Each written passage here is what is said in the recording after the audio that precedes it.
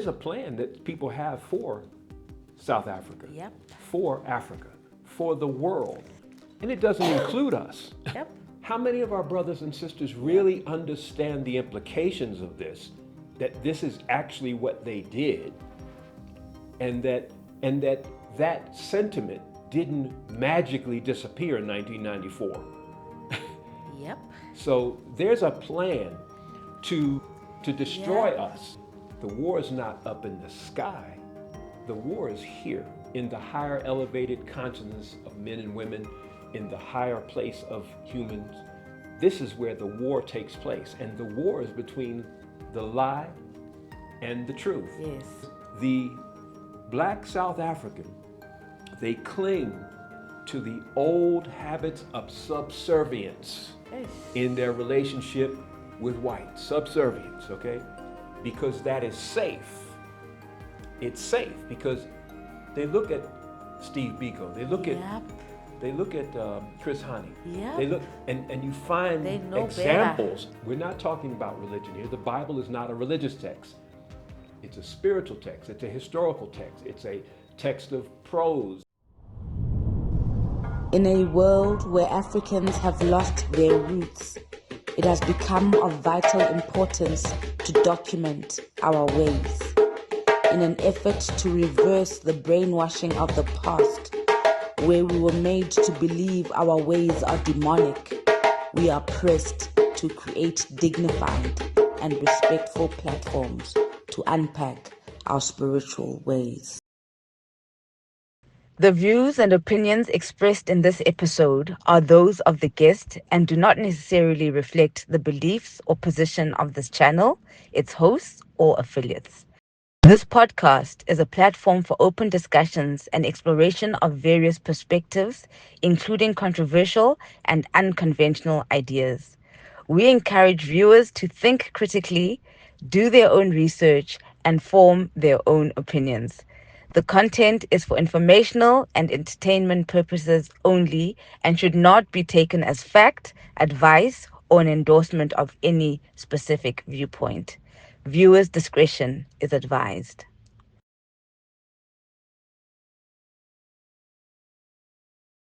Moya Ulight, Moya Bright. Welcome to another episode of Moya Podcast, you guys. Thank you so much for all the support you're giving us. We're seeing the numbers steadily. We're growing, the most progressive podcast in Africa. Thank you for liking, sharing, and subscribing, and especially to the members who help us keep the lights on. We really appreciate your efforts. So, not a stranger to the podcast, SAR Ben is here with us again. It's always so interesting to be with you, my elder, because you are lifting the veil in terms of Israel and the Bible for us. You know, we often speak about the erasure of Black history. So thank you for being there to kind of guide us. I mean, we had given up on Christianity until you came and said, no, actually, the Bible is actually ours, and this is what it is, right? That's right. So thank you. That was the point. My divine pleasure, and thank you for being a portal and a platform for such voices, because they're needed. Hallelujah. So today, Sabin, we're going to speak about systems, and mainly rooted in the fact that in the past, Africans seem to have these systems that worked so well. And now, sure, the only system we've got is drinking every Friday. It's a coping mechanism, isn't it? First, allow me to give all honor and praises to the Holy One of Israel, to y'all. And when we say hallelujah, that's Hebrew. And Hebrew is an African language. It is Afro-Semitic. Google it. You know, it's Afro-Asiatic language. And so we were always speaking an African language. But there's a whole nother something to that side. But absolutely, we're living in a very critical time. And, you know, when you speak about truth and being portals and platforms for truth, I'm looking at your necklace and I see all these keys, you know. And it reminds me of the fact that the Bible spiritually, the only way you can really understand the Bible, first of all, is to understand it in the Hebrew, from the Hebrew thought. And you can translate Hebrew thought into English thought, into Zulu thought. It can be conveyed once you get the essence of what was said in the original text, in the original language. And so there's a passage, I believe it was Amos, he talked about that there would be a famine of hearing the word of Yah in the land. And then Daniel said, go and seal up the book until the time of the end. What book was he referring to? He was referring to Scripture. Seal up the book, lock it up, so those keys are symbolic of some things that have to be unlocked. And then fast forward, Daniel foretold about the sealing of the book, but how was the book to be sealed? It was not there were no physical locks put on it, but it was spiritually enclosed, encapsulated, preserved until the time of the end. And in Revelation 5, verse 5, it speaks of the conquering lion of the tribe of Judah who would come and prevail to loose the seals that were on the book. And so all it's talking about is someone had to come and bring that understanding and open up that pathway into being able to decipher what was more or less coded in Scripture. And that was the Most High's way of allowing us the opportunity, when we awoken, when we came into a more higher conscious understanding of our predicament and seeking a way out, that we would be able to find our way out. Other than that, they would have erased and covered up. And we see what's going on in the captivity in America, in Babylon, as we not so fondly refer to it, that there's an all-out effort to erase the presence, the works, the history, the suffering of Africans in America. And let it continue, and our next generations haven't got a chance. So our generation, we don't have the time to hope that another generation comes and gets it. It's on you and I in this. Yes. And these, as one of the brothers I just was recently watching, he calls this a meat suit. This meat suit that we are wearing. We have to accomplish this objective to share this truth and to raise up our people with truth, with nuggets of truth. And wherever that truth is, it comes with an obligation. There's something we've got to do once we are exposed to it. So that's the time we're living in. And my basic premise, our basic premise on behalf of the African Hebrew Israelites of Jerusalem, who were adherents, followers, under the influence of the teachings of Ben-Ami HaMashiach, who led us out of America in 1967 based on his vision in 1966. We advocate that there has to be a radical change in how we're thinking. We can't keep going down, and I mean down, the same road and think we're going to rise, to think we're going to arrive at the objectives and the hopes and aspirations that we have as African people. We've got to make a radical change. So now I need to ask a question, and then I also need to put a disclaimer for YouTube to say that this is quite a controversial space we're going into, and we're not saying that it's fact, whatever, and people can go out and research all the information. Absolutely. So what I want to ask is that we're speaking about African Hebrew Israelis. Israelites. So what's the difference between Israelites, and what I was basically asking is, we're saying all this conflict around Israel and Zionism. Yeah. And then then we're seeing you're black, and you're an Israelite. Yeah. So please, can you unpack it for us so that we understand what's going on? Princess, that's a big suitcase. Indeed, terminologies are key and important for us. And I said we're not Israelis per se, as more Israelites. Israelite would be the historical identification with the children of Israel. the modern state of Israel and being a citizen of that entity would make you an Israeli. Okay. And so then you have some other terminologies. You have Jews, Judaism. I'm not a Jew in the sense of being an adherent to religion, to the religious principles of Judaism. Anyone who studies the Jewish religion would know that coming out of the Babylonian captivity, there was a divergence, a very small in the beginning divergence, but one that carried, you get off the path, the further you go off the path, the further you are away from the path as you go. And so that is what has happened with Judaism, the religion, what's known as rabbinical Judaism. I'm not a rabbinical Jew. We are not rabbinical Jews. We are historical Judeans. Simply to say that we live, first of all, in Judea, the land that was that is now called Palestine, formerly known as Judea, prior to and during the early stages of the Roman occupation. And then we are also Judeans because we do identify as being from the tribal, that's our tribal ancestry, Judah, the tribe of Judah, or YEHUDA, because there was no J in ancient Hebrew. So it's important names, and so it's a very big suitcase to unpack, but that's the essence of the difference. And so there are two Israels. There's an Israel that's much broader than the little narrow state of Israel. That's a geopolitical reality.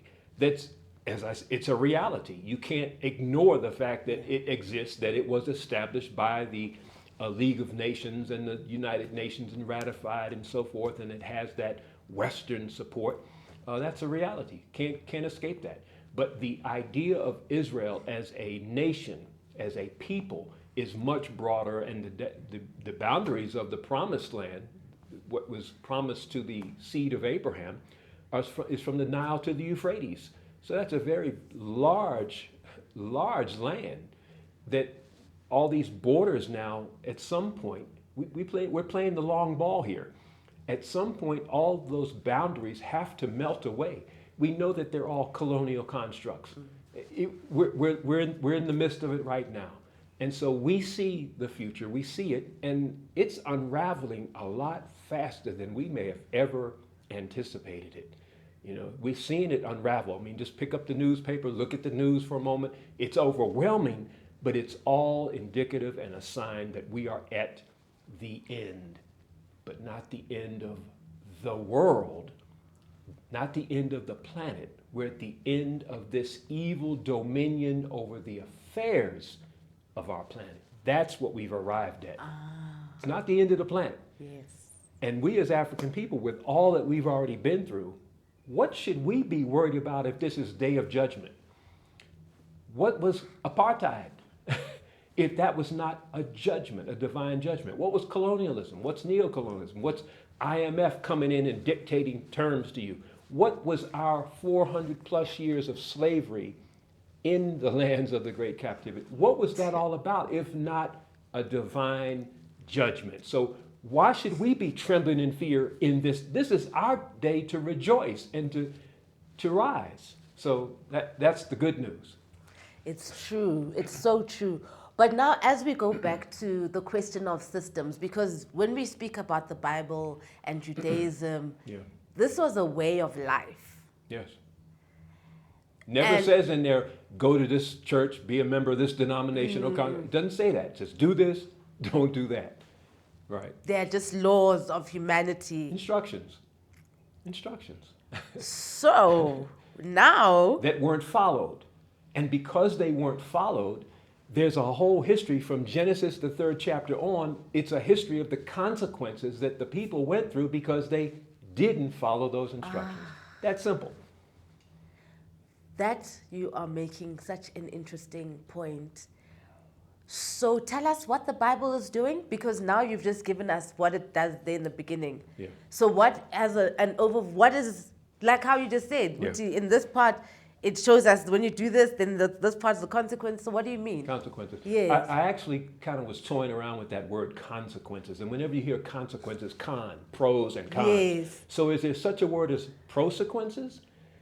And I Yes. looked it up. I actually Googled it, and it's not officially a word, but people have had the same similar thinking Yes. that there are logical consequences for disobedience.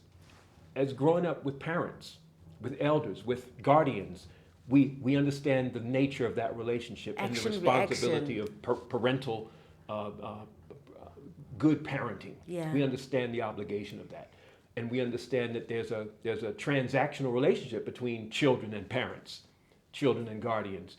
And if you ever hope to understand the awesomeness of this spirit called God or Yah, you got to understand that dynamic between you and your parents first.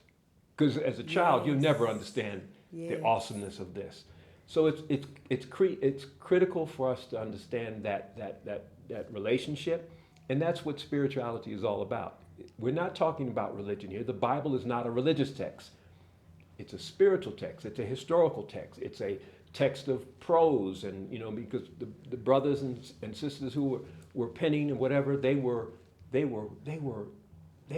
expressive. When you read the Proverbs, wisdom was pouring out.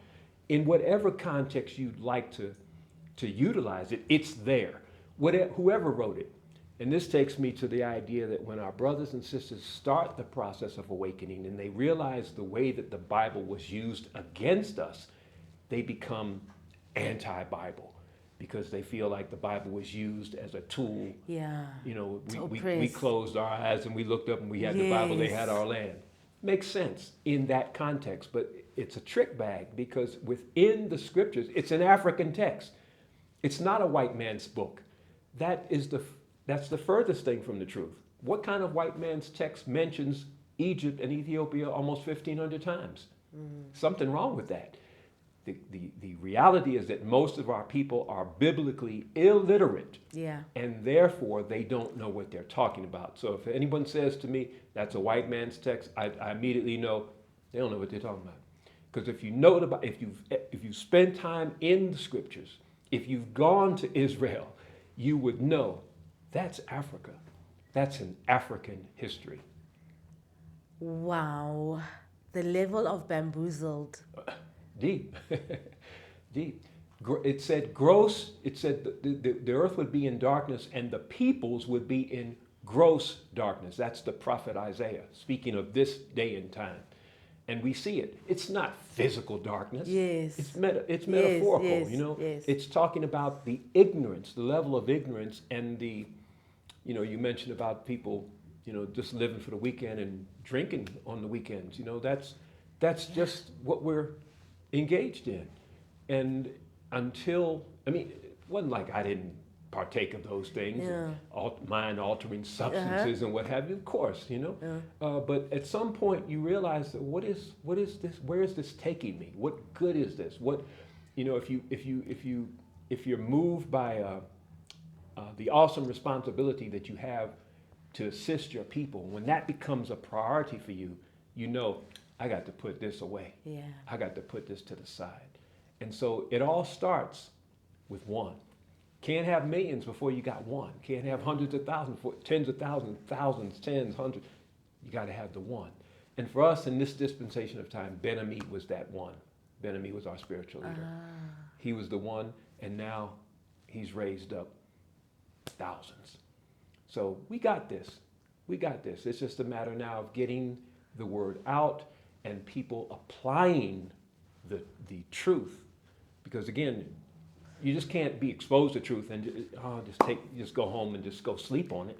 There's some things that you are obligated to do, some changes you have to make in your own personal life, diet, culture, you name it. There's so many different things. You can't be lying to your children. You can't be telling them that a fat white guy is getting ready to come down their chimney and they know that you ain't even got a chimney. Yes. What is the ultimate outcome of that?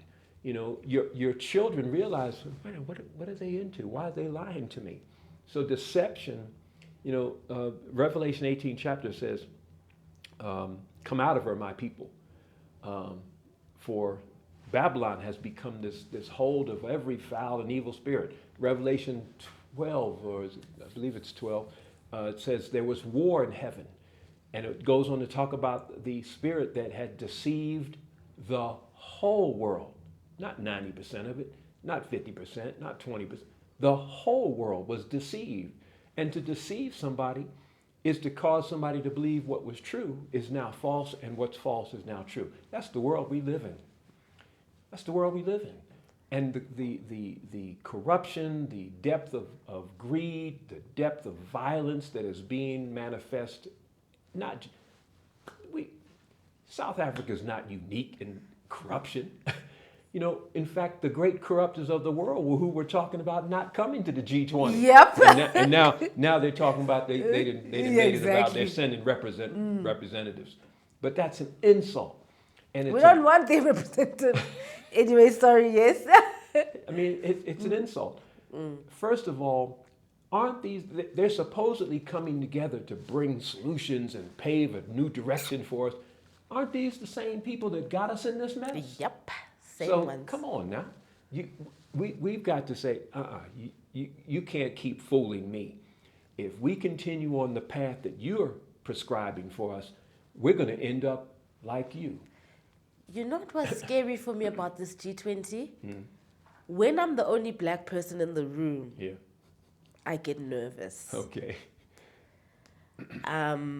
So South Africa is like that black guy who's hanging out with the white brews, basically. And for me, it's scary because I know that we've got minerals and resources that the other children want, and now we are taking ourselves up to the slaughterhouse by ourselves. That's what it feels like. That's a sensitive perception on your part. Without question, you know, and that takes me to something I said I wanted to speak about, and that's that there's a plan. There's a plan that people have for South Africa, Yep. for Africa, for the world, and it doesn't include us. Yep, it just includes taking from our minerals and our labor, but The changing face of Africa. This is from 1984. The changing face of Africa. Now, you know who buys Business Traveler magazines. You know who's filling up the airplanes coming in Yep. and out of the continent. So what is this white face? How more clearly could they say? This is obviously some cultural something that takes place.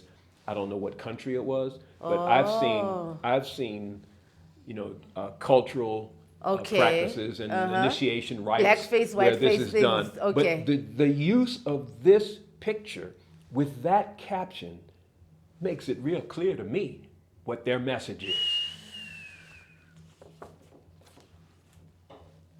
They're telling the truth. Yep. How many of our brothers and sisters really understand the implications of this, that this is actually what they did, and that sentiment didn't magically disappear in 1994?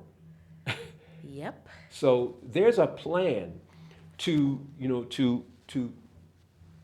destroy us, and we have to wake up to that reality, and soon, because we're as they say, we're an endangered species. And we're the only ones who don't realize that we're in a war when everybody else can realize it. And there was war in heaven.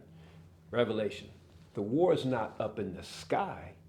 The war is here, in the higher elevated consciousness of men and women, in the higher place of humans. This is where the war takes place. And the war is between the lie and the truth. Yes. And deception had won out. The world is controlled. The system that you're speaking of, it's a system. They call it. People are on alert for the Antichrist. Wait a minute. We're living in the anti-God system. It is manifest in every institution on our planet. It is deeply rooted.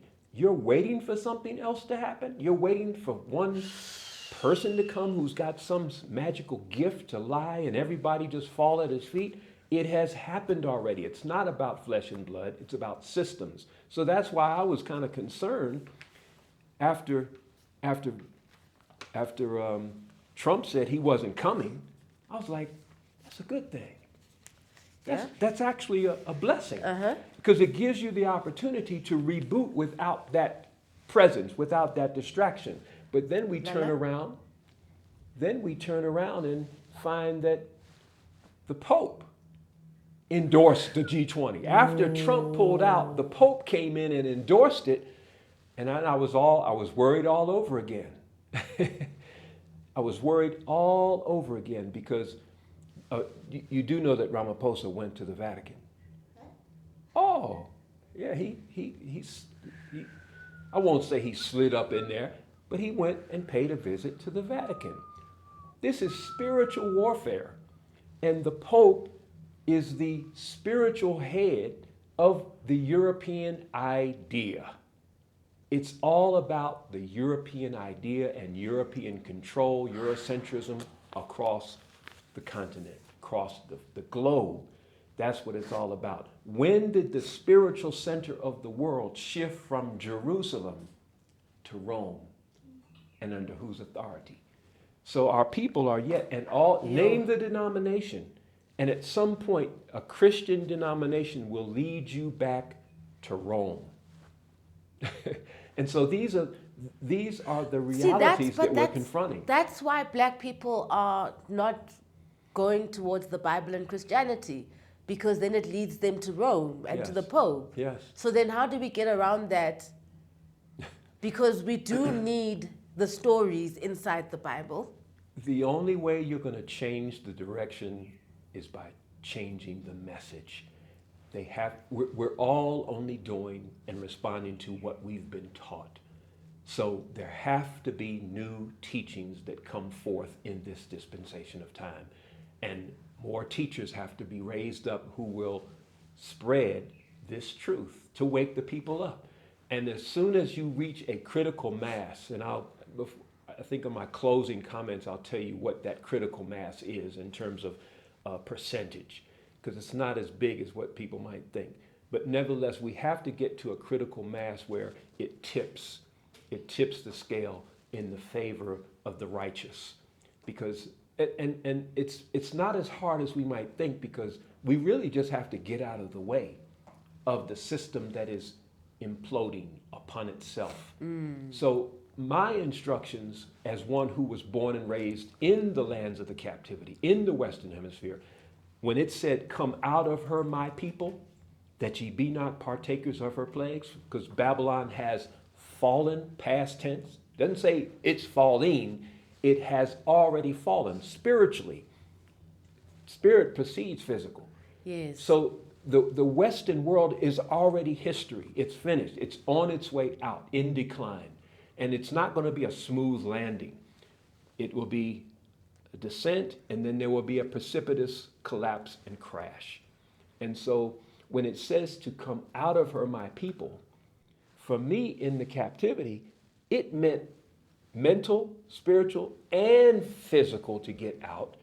But for you in South Africa, for you in your homeland, yes, you have to still come out of it, but your coming out is from here. Yeah. You cannot buy into these ideas. You cannot allow the proliferation of European programming, of European standards and values. Your Constitution. Your Constitution in 1993, when it was being debated, it opened up with, we, the people of South Africa, in humble submission to God, ... That's how it opened up. But the final version that was ratified in 1996 took any reference to God out of it. What do we think as African people whose greatest strength is our spirituality, our relationship with the Creator? What did we think was going to be the result of a governance system, a governance model, an economic system that removed God out of it? There's no vacuum there. There ain't but two spirits, two active forces. There's God and Satan, God and the devil, whatever. It's truth and the lie, it's righteousness and unright, whatever we want to call it. There aren't but two forces. We either Yeah. going to rise or we're going to decline. And we've been in decline. And that precipitated, that furthered. You thought you got your freedom? Yeah. Someone had another plan for you. I don't know if it was freedom, because I was going to say that we live in this time where everyone is free to do as they please. And what I'm seeing is that, like, something that completely horrifies me is like the adults drinking with the children now. And that's like normalized, and whereas we know that when there are laws and rules in place, you can't do that. Laws and rules. God, Yah is all, for me, Yah is all about limits and boundaries. Yes. Parents, all about setting limits and boundaries that children can understand. Yes. Make sure you're back in the house by a certain time. Don't you go there. Don't visit so-and-so, because he ain't got to explain this, because I know their parents, and I know they're the kind of parents that would drink with my child, and I'm not going for that, okay? So limits and boundaries are prescribed in laws and instructions, and that's what it's all about. And to proliferate a system where you can do anything you want and you call that freedom, you're deceived. You're deceived. The law that says don't go above 80 kilometers an hour, or to stop at this light, stop at this sign, those laws are lesser laws. The greater laws are the laws of physics, that two objects cannot occupy the same space at the same time. So those laws that are on the books, those are there to protect and give us guardrails in our pursuit of life. And they're good. A lot of them are good. They have good reasoning. But let's stick with the idea of transportation, moving around on the highways. It's foolish to think that because everybody could possibly afford their own personal car, that everybody needs to have a personal car. Our lungs couldn't take it. We'd be sitting on the road. Johannesburg would be a parking lot. So it's obvious that there has to be another idea for the use of transportation. The car is not inherently evil, but the use of it, where there's one person on it, back and forth, to their job or whatever it is, and cluttering up the airwaves and our lungs as well. That's foolish. So look at China. Beijing, awesome development. And so those people who have these cars and they're cluttering up Beijing's highways, there's a huge pollution problem in Beijing. And it'd be okay if that pollution stayed in Beijing, but it doesn't. It doesn't, the clouds don't adhere to the borders and limits. So that's a global problem. And we've got to solve it. So development, we need a new model for development. The Eurocentric idea of development won't work for us. It's anti-nature. Do we need a new one, or we need to go back to our original ones? A new old one. It has to just be where the words enough and share are part of the system. Because there's enough to go around if we all just had a standard that everybody could be comfortable with. So say the European standard for, we know what the 1%. That could not be the standard. It's unsustainable. Yes. But for those of us who are down here at 5, and the European standard is the 100, and let's say the standard for what would allow us all to live in relative peace and harmony and satisfaction on the earth is, say, 25. Who would it be harder for to get to 25? The person at 100 or the person at the 5? We know. That's why they don't want to. They're not trying to come down. It would be a tragic. They would be jumping out of high stories. They'd be traumatized. They'd be traumatized. Mental health issues. So that's our blessing, because we know that standard has to come down. We know that this is not the Africa we want, behind barbed wires and gates and armed security and what have you. This is not what we want. So in order to get that, we've obviously got to turn around in our thinking, turn around in our life practices, and begin to move back. Yes, the old past. You don't find homelessness in a village. No. You don't find a prostitute, although I know my sister, Shabalala, she terms it, there may be a village, what do they call it, village madam or whatever, she has a term for it, you know. We understand that, but you won't find, you know, crime. You know, somebody's going to know that's so-and-so. Go get him, bring him here, and we'll sort that out. So village life, and this is something that our spiritual leader advocated for, the restoration village, to get out of these cities, to establish communal settlements in the rural areas that are self-sustaining. So you have businesses, you have just back to sanity, agricultural components. You don't, who wants, you really want the land back? If South Africa gets all their land back, most of that would be back in the hands of, I can't even say the Afrikaner, it would be in the hands of Chinese title deeds. Yep. It would be done deal. You know us. So you have to address this and place value on land, soil, produce that comes from the soil, our relationship. We were created from the dust of the earth, but that's not what it says in Hebrew. In Hebrew, it says you were created from the minerals of the soil. Oh, that's a little twist, isn't it?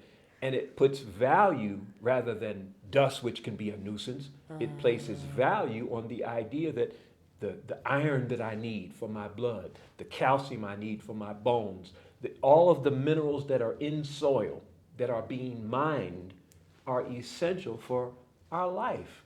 So it puts another value system on land, puts another value system on those who till and tend and take care of the land to nurture us with food that sustains us. It's another whole mindset that has to be transmitted right now before we get the land, because in closing on this idea, Yah is a responsible parent. He's a father, our father. Yeah. Okay? A father who has seen. He gave us a little allowance in 1994, and we were absolutely irresponsible with it. We were astoundingly irresponsible with that little allowance. I mean, you pick up the newspaper and you know what I'm talking about. So the Creator could be withholding the rest of the inheritance, waiting for us to get our mind back to save ourselves. Because if He gave us everything now, we would squander it. We would squander it to the detriment not only of our next generations, but the whole world. So this is where we have to draw the line and have to, have a turning point. It's heavy. Yeah, it's so heavy. Yeah. It's so heavy. I get so terrified because the whitewash seems to be a bigger energy than the reality for Africans. I mean, we were talking about G20 earlier on. That's basically whitewash again. Sure. Sure. And we are here competing for opportunities at G20, opportunities to be exploited. Is it all about a job? Is it all about some money at the end of the day? That can't be life. But even in the language, they've made making a living connected to that job. So if somebody loses their job, is it any wonder that they may contemplate suicide because their life is over? Yeah. Could be over. So this is it all starts with thinking. It all starts with new language, new terminologies, new words. We don't want our beloved sisters to fall in love. Because if you fall, you're going down. You're probably going to get hurt, right? We want you to rise in love. So even just little things like, we don't want to do it to death on the weekend. No, do it to life. And so there's another whole consciousness. It can't be that, I make it a point anytime I'm here, because this is my second home. Yes. I make it a point to get around, and we have community in Scenery Park. Yes. In East London. And I had to bring up this last trip that, have you forgotten about those 21 children that got hold of some toxic liquor and died. They were celebrating their matric, and they died.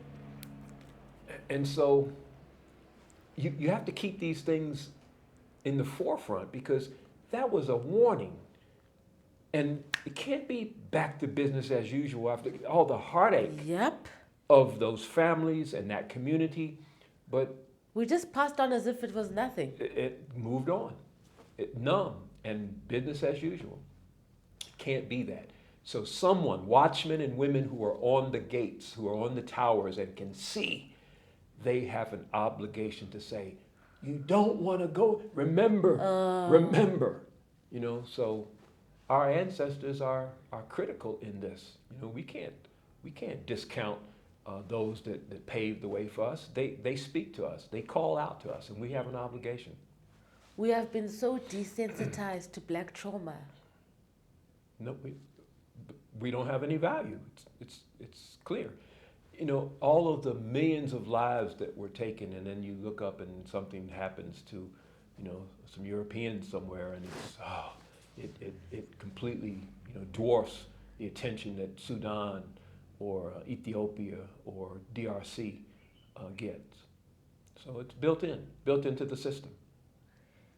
So I think what stresses me the most is that clearly what apartheid did to black people in South Africa was that it made rules and regulations something evil and something that they don't want anymore.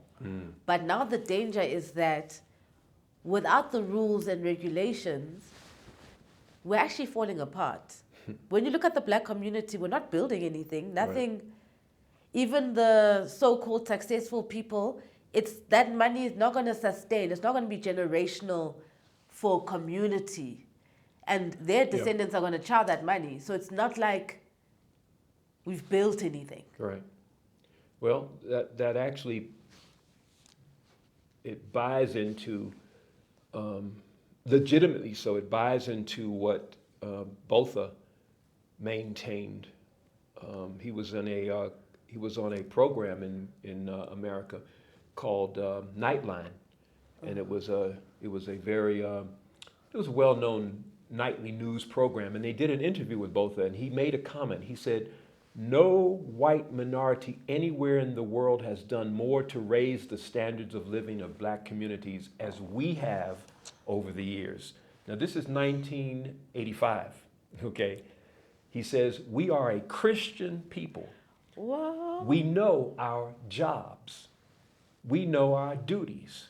He said the black South Africa, they can't raise themselves up without our help.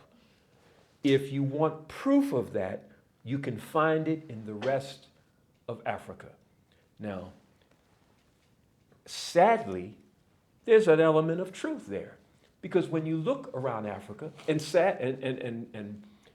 sadly that's the truth, but what gives us hope is men like Ibrahim Traore, and the brother in Mali, and the brother in Niger, and our sister in Namibia. That gives us hope that we're turning the corner on this. But I want to go a little deeper into this mind of the South African. And the title of this book is The Mind of South Africa. Alistair Sparks wrote this book, and he examined the mindset of many of the South African people, Indians, coloreds, whites, Afrikaners, Boer, okay?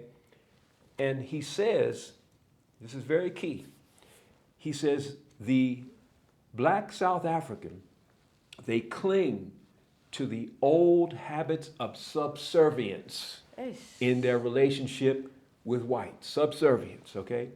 Because that is safe. It's safe because they look at Steve Biko. They look at Chris Hani. Yep. They look and you find examples. What was the whole purpose of crucifying somebody? When people walked by and saw you hanging up there, you would ask, well, what did they do? Whatever they did, I don't want to do that. I don't want to end up like that. And so they know there's an element of safeness if they don't rock the boat, if they don't assert their I won't say superiority, but their equity, their equalness. Although there is a superiority in lifestyles. Okay, we can't deny that. Okay, but he goes on and he says, they cling to these habits also because they are not yet sure in their own minds that whites are not superior. Now, where did that come from? Where did that sense of inherent inferiority come from, if not from imagery? I'm going to let you hold this. Yep. If not from imagery, biblical imagery depicting biblical characters in whiteface and as superior to dark-skinned peoples. So here is a white Jesus in the ring. We were talking earlier about being in a fight. You said, in a ring, we take it. You take it. If you're in the ring, if you're in a battle, in a fight, you know that taking hits is part of the. Yes. That's the idea. Yes. But if you don't know that you're in a fight, But in this rendition, the black man is getting knocked out. So as a young child, as a baby, looking at images. Here's another example. This is 2001, when I first started coming to South Africa. When I first began to come, in the beginning. Now, she's not looking at the white Adam and Eve in the picture, but the way that the angle and the way that it's used on the cover, it's as though she's looking up at these white people with reverence. But we know that's the not angels what up was above. And so these images have had a profound impact on us. And so fast forward, when you have Mnangagwa come to power in Zimbabwe, and it talks about a new power dynamic, we'd have to say, wait a minute, what's going to be new with those powdered wigs? What's going to be new with that suit and tie? There's nothing new coming, because the dynamic remains the same. And so that's just on a surface level. Then we come to issues such as this. Does heaven exist? Now, they're the ones that taught us that heaven was up there in the sky, and you had to die to get there. Yes. They're the ones that told us. Now they're asking. They are now rethinking the resurrection and what it means. Because most of our people, being honest, most of our people are anticipating dying, going in the ground, and at some point being brought out of the ground and ascending into the sky. That's the resurrection they're looking for. My sister, according to the Hebraic thought, we have already died and gone to hell. I can believe that. And the only thing that can happen now is to be resurrected and brought to heaven. Did I point up there when I said hell? We went to hell, okay? Up, down, whatever. But it's not some mythical space. It's torture. We're in a living hell. We're tormented. It's torture to live in a society like this. One of the brothers at Ananda, he was talking about violence. I said, bruh, the violence is already here. It's violent to someone's being to see all of this glitter and these nice cars and nice homes, and you can't ever aspire to it. That's violent. That's an unholy, inhumane, obscene economic system, and we cannot continue to be part of it. We have to opt out. Come out of her, oh my people. God. We've got to opt out. And you do that via community. We can't exist as individuals. We have to begin to get to a point where I've got enough, and in fact, I've got enough to share. And then we will begin to return back to the values that we had. But we right now we're on the wrong road, going in the wrong direction. You know, you touched on this unity, sharing earlier on, community, and there's this horrific word that the whites completely cannot stand. It makes them go crazy. Communism. They are just like, oh my God, we're going to... So what is wrong with communism? What is wrong with communism?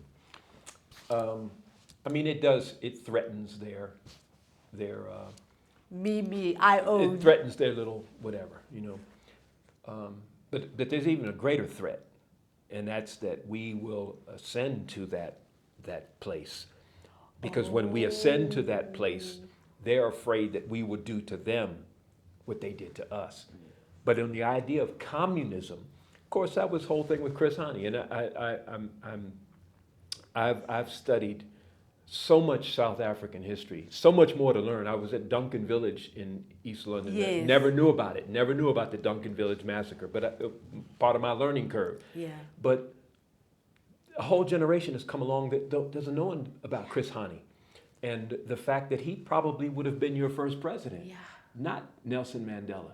And so that's intriguing and that's interesting in the fact that he was in the Communist Party, but he wasn't a Leninist, a Marxist in that rigid sense. Yes. I mean, he brought a sense of humanity and Ubuntu or humaneness to the equation. And so the whole idea of communism, it actually has a biblical root. If you go to the book of Acts, the 5th chapter, I think it's the 5th verse, it says, and they had all things common. In other words, they were sharing. They were sharing resources. And so just to be in a position where you're able to have more and you leverage that to get more. I mean, Elon Musk, that's one evil spirit. And he's not human. You know, I'm not saying he's an alien per se, but he certainly has an alien idea to this planet and fellow human beings. I go Okay. to. All right. Yeah. Yeah. Yes. So anti. Okay. Yeah. So this is where we are. We're looking at people who aren't even a people. And Scripture says in the book of Isaiah, 3rd chapter, it speaks of that children shall rule over us. And so we're looking at a people who've only been on the planet, who've only been in power on the planet for the last 500 years. And look at the mess that they've created in just 500 years, where there's a fear that someone out of his mind, like a Donald Trump, could actually push a button and bring the world to a nuclear holocaust. We're at the door. We're at the door of that. And you and I certainly need to be at the vanguard, but we need to be at the tip of that spear of a new thinking, a new direction, a new message, a new teaching that will cause our people to see and then to go back and find where we made that wrong turn and then begin to ascend. That's where we are. Earlier on, you talked about a critical mass. Yeah. And may I preface it with this? There's a classic book in any Afrocentric consciousness learning sphere, and that's Frantz Fanon's Wretched of the Earth. And this year, early in the year when I was here in the 3rd month, and this year a Zulu translation appeared. So there's a Zulu translation of this book, Wretched of the Earth, and I recommend that people study it, English, Zulu, whatever. But save yourself some time. Go to the conclusion, and I will read portions of the conclusion. Frantz Fanon was a psychiatrist. France was waging war against Algeria. They had a colony in Algeria. And Frantz Fanon assessed what had to happen to win and turn this around. And he says, and it's really simple. He says, so my brothers and sisters, He says, how is it that we do not understand that we have better things to do than to follow Europe?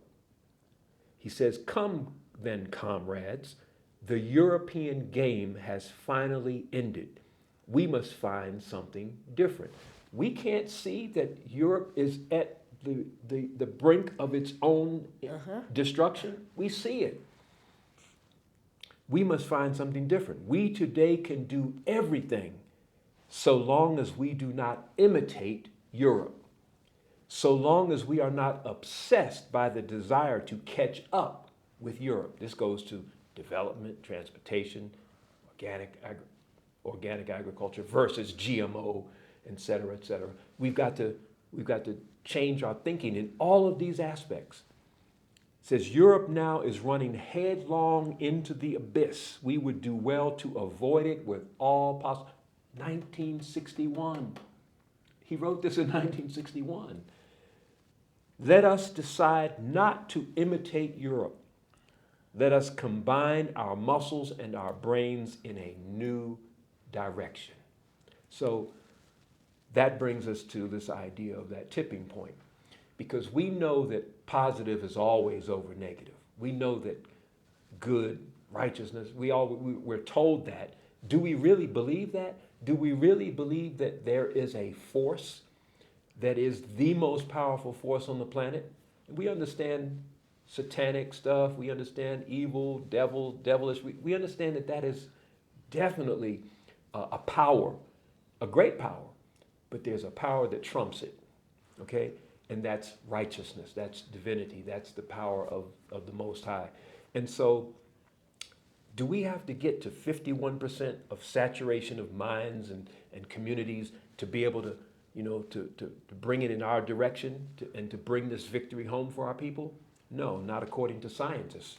Scientists discover the tipping point for the spread of ideas. Scientists have found that when just 10% of the population holds an unshakable belief, their belief will always, not half the time, not some of the time, their belief will always be adopted by the majority of the society. They used a computational analysis to come to this, okay?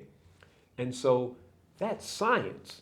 But what happens when you bring in the spiritual element? And is it 10% then, or is it even less?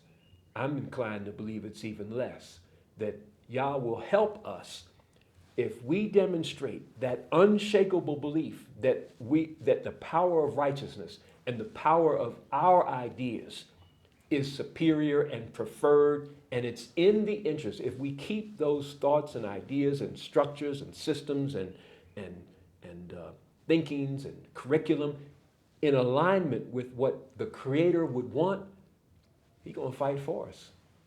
He's going to inject, he will fight for us. It's His battle. We just the weapons of war. He's slinging us around. So we have to travel. We have to teach. We have to open our mouth. We are at that point. And I have no doubt that we're going to win. We've peaked, in the Bible, we have a saying, we've peaked to the end of the book. And it says we win. But it don't mean we don't have to go through, we can't get out of what we've got to go through to get to that end.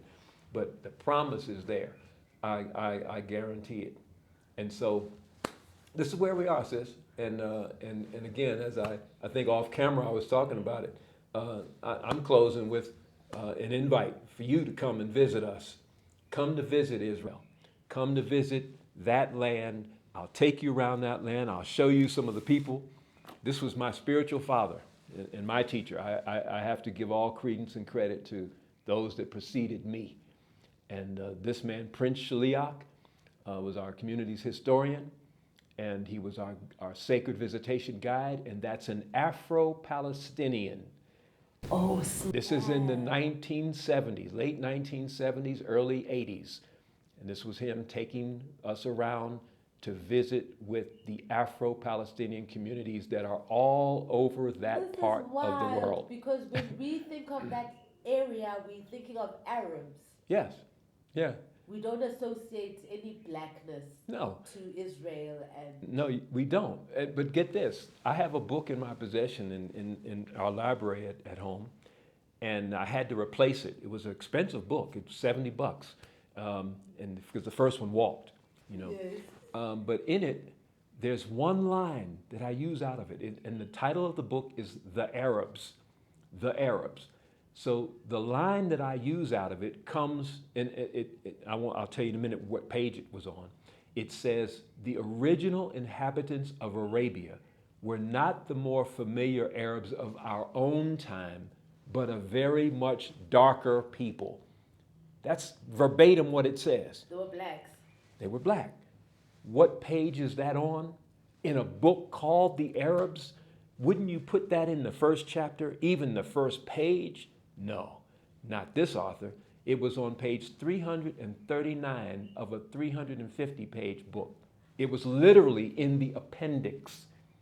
Oh, by the way, the people we've been talking about for 338 pages, they didn't look like the Arabs you have a conception of today. They were a very much darker people. The original inhabitants of Arabia, the Arabian Peninsula, of all those surrounding lands, this is not even something we debate. It's not even up for debate. But that's why they draw the line at Egypt. They still have, European anthropologists, European archaeologists, European historians, they still get touchy when you start dealing with ancient Egypt and the complexion of ancient Egypt. Why? Because if you give up Egypt, you got to give up Israel too. Because Joseph looked like an Egyptian. Because Abraham looked like an Egyptian. Because Yeshua went into Egypt. Okay? Out of Egypt I have called my son. So this is why this war in heaven continues to rage. And it's why we have to set some things right. Not worried about challenging their historians. Keep on believing them lies. It's the minds of our people that we have to get and cause them to resonate with this truth. Sabin, thank you so much. Hallelujah. That Thank was you. YEHUDA representing the Hebrew Israelite community out in Israel. We are learning a lot on this podcast, guys, and reconnecting with the Bible, incidentally. Remember to like, share, and subscribe. And thank you so much for always supporting us. And that's that. We'll see you again next time. Who are you when all you were has been diluted by lies and white lines cancelling out all that which has been written of your history? Why do you look at yourself as a mystery? Doesn't the sun shine because you open your eyes? Doesn't the moon stay situated within the same stars your DNA sparkles off? Your spirit knows that surely corner into e off. Buza MOYA so you may return to being well off. Because spiritually you are rich, yet your ancestors cry because you are out of reach. But yours is to command all elements while God takes inspiration from the very mirror she looked at to become. Remember who you are and never finish just when they think that with you they are done.